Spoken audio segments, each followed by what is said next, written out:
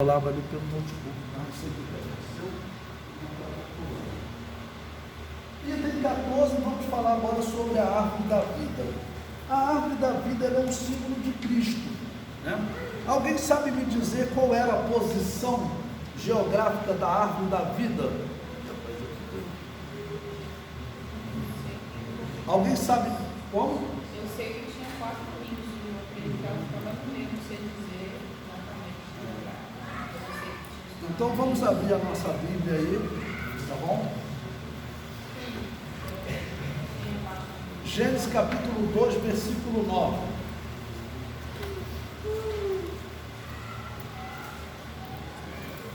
Quem pode ler Gênesis capítulo 2, versículo 9? O Senhor Deus fez brotar da terra toda a árvore agradável à vista e boa para a comida, e a árvore da vida no meio do jardim, e a árvore da ciência do bem e do mal. Qual a árvore que estava no meio do jardim? A árvore da vida, né? Agora vamos, sem querer perseguir as irmãs, não é isso, né? Mas Eva, ela se enrolou toda na hora de responder qual árvore que estava no meio do jardim, qual árvore que não podia tocar. Vamos ver isso? Gênesis capítulo 3, quem pode ler? Eu vou ler para os irmãos acompanhar. A partir do versículo 1, observe. Ora, a serpente era mais astuta que todas as animais do campo que o Senhor Deus tinha feito. E essa disse à mulher: é assim que Deus disse, não comereis de toda a árvore do jardim? Presta atenção na resposta, hein? Era para a mulher nem responder, tá bom? Mas, e disse a mulher à serpente: do fruto das árvores do jardim comeremos, mas do fruto da árvore que está no meio do jardim, disse Deus, não comereis dele, nem nele tocareis, para que não morrais. Deus não falou para não comer da árvore que estava no meio do jardim. Bom, aqui eu aproveito para fazer o seguinte: aqueles que perseguem as irmãs, eu vou dar um grande argumento teológico e sério, claro que eu não faria isso se não fosse sério, a vocês. Nós não sabemos quem é o responsável por essa palavra errada de Eva. Sabia que o homem pode ser o responsável por essa palavra errada? Por quê? Quando Deus deu aquela ordem para não comer da árvore da ciência do bem e do mal, a mulher ainda não tinha sido criada. Então quem teve que ensinar a mulher? Foi Adão. E aí, na hora, não pode ver isso também. Pode ser, um minuto. Pode ser que Adão tenha sido um bom professor, mas Eva foi desinteressada. Mas pode ser que Adão tenha sido um péssimo professor. Então, como a conclusão, nós não sabemos quem é o culpado. E é melhor assim. Deus é sábio, né? Porque se sabe quem é o culpado, sem saber quem é o culpado, já se persegue um ao outro, né? Tá bom? Então, nós não sabemos quem é o responsável por essa doutrina pervertida. Pode ser que Eva dormisse durante a aula. Pode ser que Adão não explicava direito. Pode ser que Adão fosse daqueles bispos lá que fundou a Igreja Católica, que durante a perseguição, né, trabalhava com o erro. Então, nós não sabemos quem é o culpado por essa palavra errada. Repetindo, por quê? No momento que Deus deu a ordem para não comer da árvore da ciência do bem e do mal, Eva ainda não tinha sido criada. Coube a Adão ensinar a mulher. E nós não sabemos, tá bom, o porquê dessa resposta. Sim, meu irmão? Fala bem alto. Então, se Eva não tivesse dado o fruto para Adão, não teria crescido a vida obediência? Sim. Ou se Adão não tivesse comido também. Se Adão não tivesse comido, né? Adão, principalmente, ele tinha que saber, porque provavelmente Eva, né, veja o que ela disse para Adão quando ela entrega a fruta, né? Ok? E vendo a mulher, versículo 6, né? Ok? E vendo a mulher que aquela árvore era boa para se comer e agradável aos olhos, e árvore desejável para dar entendimento, tomou do seu fruto e comeu, e deu também a seu marido, e ele comeu com ela. Bom, primeiramente, nós vemos o seguinte: Eva estava se dirigindo à árvore do conhecimento do bem e do mal, mas disse que ela estava no meio do jardim, no centro do jardim. Ou seja, ela passou a considerar a árvore da ciência do bem e do mal como a mais importante do jardim. E isso é o símbolo de todos nós. Se nós errarmos em algum momento, nós cometemos o mesmo erro de Eva. Por quê? Ela considerou a árvore da vida, que era símbolo de Jesus, como algo secundário lá no jardim. Quando o homem erra, é porque em algum momento ele considerou o conhecimento do bem e do mal, é o símbolo, ou seja, considerou o pecado como algo mais importante que Jesus. Então o simbolismo é: a árvore da vida está no meio do jardim. A árvore da vida é símbolo de Jesus, por isso ela aparece no Apocalipse. É prometido que as igrejas receberiam a comer da árvore da vida. Ela era a mais importante do jardim, por isso ela estava no meio. O centro é símbolo de importância. Dizer que a árvore da ciência do bem e do mal estava no centro do jardim, ela disse que aquela árvore era a mais importante. Se você considerar alguma coisa como mais importante que o cristianismo, você está cometendo o mesmo erro. Essa é a mensagem. Sim. Olha só, eu posso dizer que isso aqui é um erro, é um pecado, antes dela, o meu lembro aqui, ó, e vendo a mulher que aquela árvore era boa para se comer e agradável aos olhos, e a árvore desejável para dar entendimento, eu posso dizer que essa parte aquela, como fala, ela não tinha, né, mais... Ela não tinha consumado o pecado, mas já era um pecado, é isso que você quer falar. Perfeito. Ela já tinha pecado quando ela considerou que a árvore da ciência do bem e do mal estava no meio do jardim, que ela era mais importante. E pior, ela acreditou na serpente, porque a serpente falou, né? Ou seja, a serpente chama Deus de mentirosa. Presta atenção no texto. Primeiramente, no versículo 4, a serpente diz: certamente não morrereis, ou seja, Deus está mentindo. E depois ela faz pior, ela diz: por que Deus sabe que no dia que dele comerdes, se abrirão os vossos olhos e sereis como Deus, sabendo o bem e o mal. E aqui nós dizemos também que a serpente é o que ela faz com as pessoas hoje. Ela sempre mostra apenas um lado do pecado. Por um lado, veja que a serpente falou uma verdade. Ela disse que Adão, no caso de Eva, ela conheceria o bem e o mal, mas ela ocultou uma outra parte, que ela conheceria o mal, mas não conseguiria resistir ao mal, seria escrava do mal. E conheceria o bem, não conseguiria praticá-lo, porque ela era escrava do mal. Foi isso que o apóstolo Paulo disse: o bem que eu quero fazer, esse eu não faço. E o mal que eu não quero fazer, esse eu faço, porque nós somos escravos do mal. Então o que o cristão faz? O cristão está a todo momento lutando contra esse mal que está tentando dominar o cristão, porque a todo momento você está sendo atraído. E de todas as maneiras, lá no Rio de Janeiro, por exemplo, o irmão contou um testemunho. Ele trabalha num órgão público, aí chegou um projeto de uma obra. Você sabe que essas obras são milhões, né? Uma obra, aí começaram a falar com ele, aí um indivíduo lá que estava querendo fazer a obra disse: se você aprovar essa obra, eu te dou um carro 0 quilômetros. Irmão, com um fusquinha velho, rapaz. Aí o irmão olhou para ele e falou assim: olha, eu não aceito isso, e mais, vou trabalhar contra você, porque você é um corrupto, você pegar essa obra, você vai causar problema.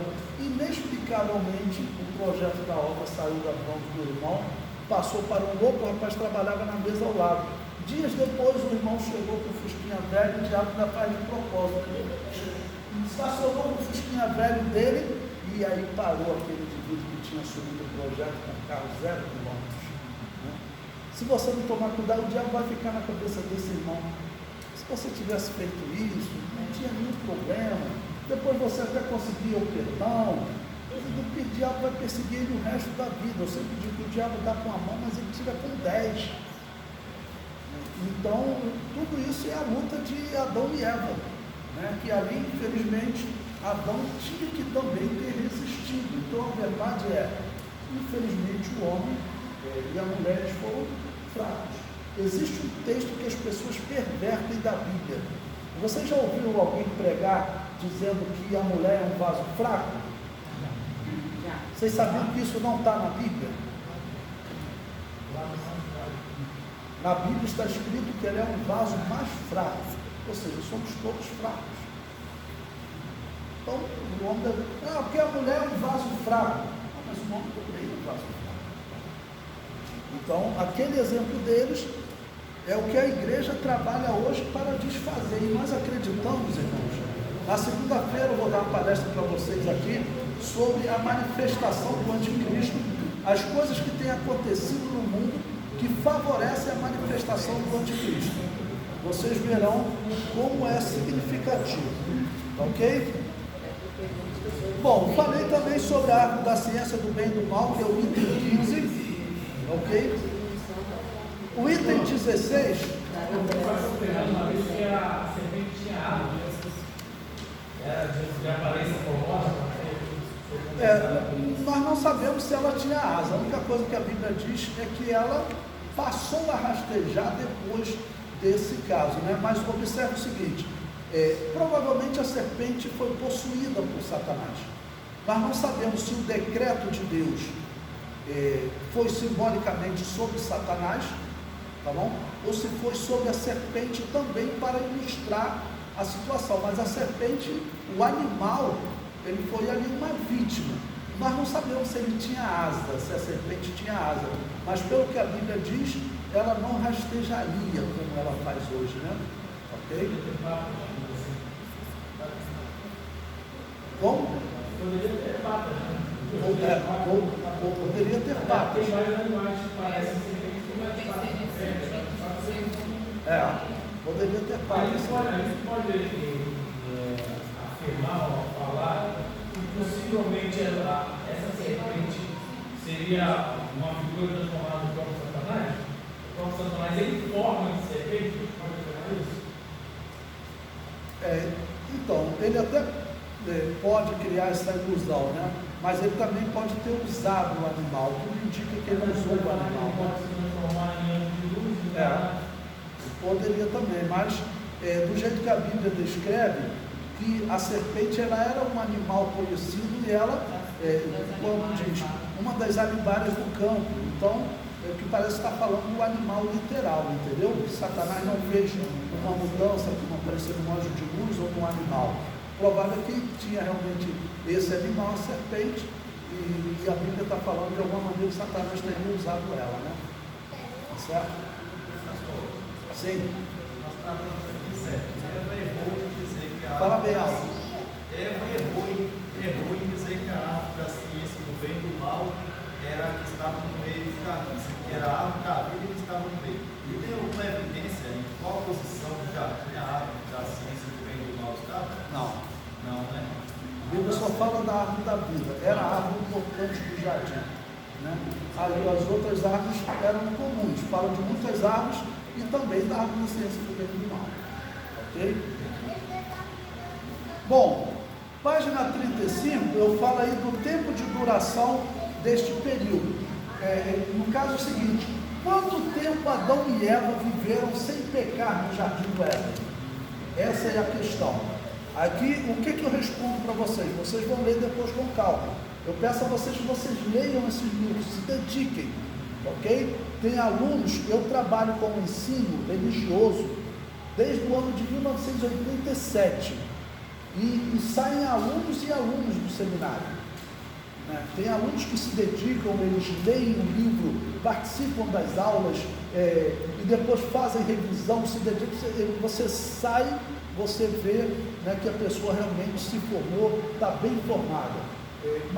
Tem pessoas que por questão de tempo e às vezes existe uma variação de amor pela palavra de Deus no nosso mundo.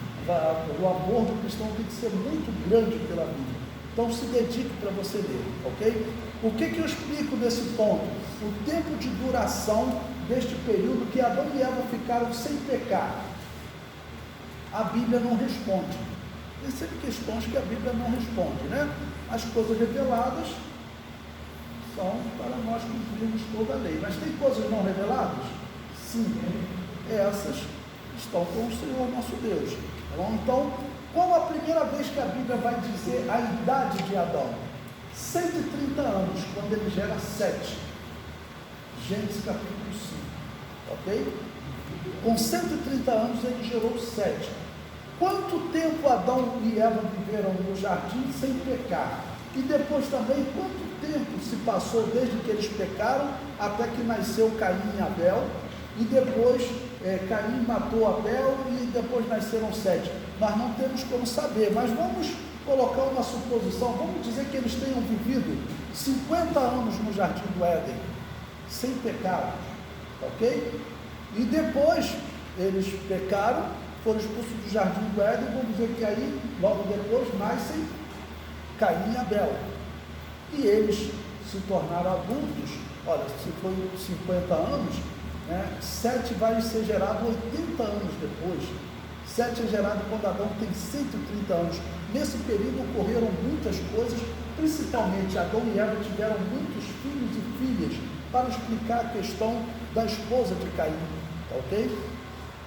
Então é um período longo que nós não temos como dimensionar quanto tempo eles ficaram no Éden, quanto tempo se passou desde a queda até o nascimento de Caim e Abel, e quanto tempo até a morte. Qual era a idade de Caim e Abel? Será que Caim talvez já fosse até casado com a sua irmã quando ele matou Abel?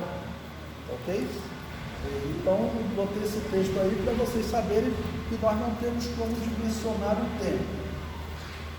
O homem antes do pecado, página 36.